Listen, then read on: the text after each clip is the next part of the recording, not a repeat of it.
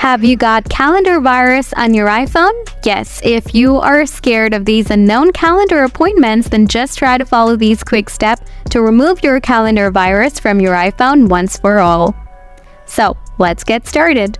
Open Setting, scroll down, tap General, scroll down, tap iPhone Storage, find out your calendar, tap Offload again, tap Reinstall.